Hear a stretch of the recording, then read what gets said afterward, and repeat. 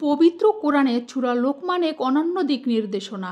যারা নামাজ আদায় করে, জাকাত দেয় এবং আখিরাতের বিশ্বাস রাখে তাদের জন্য এই সূরাটি একটি মহামূল্যবান জীবন পথের নির্দেশিকা।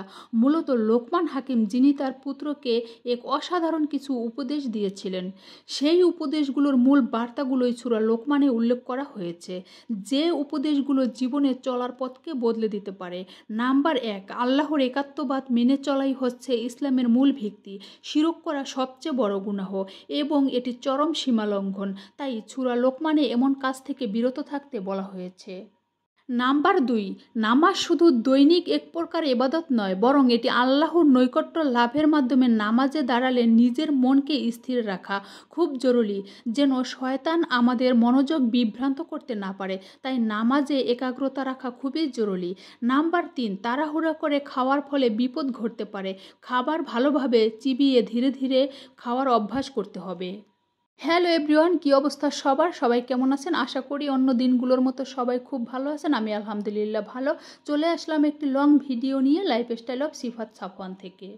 আমি রান্না করছি গরুর মাংস, আর গরুর মাংস কষাতে কষাতে আমি সূরা লোকমান সম্পর্কে কিছু গুরুত্বপূর্ণ বিষয় আলোচনা করলাম। মাংস কষানো শেষ, এখন মাংস সেদ্ধ হওয়ার জন্য আমি প্রেসার কুকারে নিয়ে নিলাম। আমরা মাংসের ভেতরে তেজপাতা দিয়ে থাকি, আর এই তেজপাতার কারণে ঘটতে পারে অনেক বড় ধরনের দুর্ঘটনা।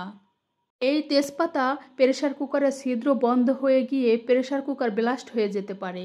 তাই মাংসগুলো কষানোর পরে প্রেসার কুকারে মাংস দেওয়ার পরে তেজপাতাগুলো ফেলে দিতে হবে, ফেলে দিয়ে ঢাকনাটা ঢেকে দিতে হবে। তারপরে 7 থেকে 8টা সিটি বাজার পরে চুলাটা অফ করে দিতে হবে। অনেকে আছে গরম অবস্থায় প্রেসার কুকারের ঢাকনা খুলতে যায়, এতে বিপদ হতে পারে। গরম অবস্থায় ঢাকনা না খুলে এভাবে করে শীষগুলা বের করে তারপরে ঢাকনাটা খুলতে হবে, তাহলে কোনো বিপদ হবে না। কথা বলতে বলতে আমার গরুর মাংস রান্না করা শেষ। এখন আমি ডাল রান্না করে নিচ্ছি। আমি ডালের ভেতরে করল্লা কেটে দিয়েছিলাম। আমরা ডালের ভেতরে করল্লা খাই, মাছ দিয়ে করল্লা খাই। এক আপু কমেন্ট করেছিল তিতা করল্লা মাছ দিয়ে রান্না করে। আমরা মাছ দিয়ে করল্লা খাই, ডালের ভেতরেও করল্লা খাই।